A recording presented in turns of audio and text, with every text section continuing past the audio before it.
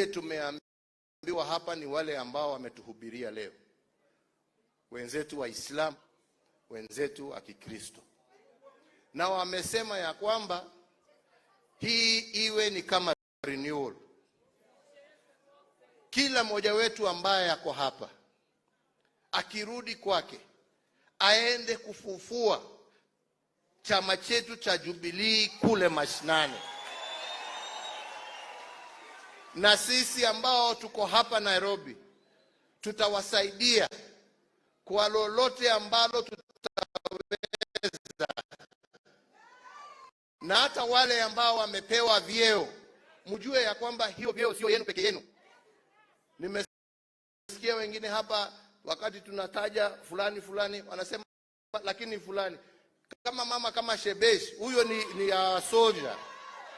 We want you in the middle of the fight. Sio kusema ya kwamba kiti imepatiwa fulani, mwingine hayuko. Tunataka kila mmoja wetu. Na sisi tusiende na matusi. Sisi tusiende na kuchokora na kutukana wale wengine. Sisi tusiende na mambo ya uharibifu wa mali ya wengine. Sisi tusiende na chuki, lakini sisi tusiogope kuongea ukweli wetu. Ama ni namna gani? Tunasikilizana wenzangu? Tunasikilizana wenzangu?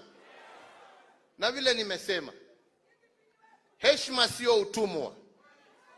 Heshima sio utumwa. It's a two-way street. Na kuona wengine wamenyamaza sio kusema wameogopa. No. Get that out of your mind. Chukueni ile mnataka, mfanye vitii. That will never work. Haiwezi. Lakini ukitaka kuja na njia ya haki, pitia mlango wa mbele. Mambo ya dirisha muache nyuma. Mambo ya matusi muache. Behave like leaders and you shall be respected. Behave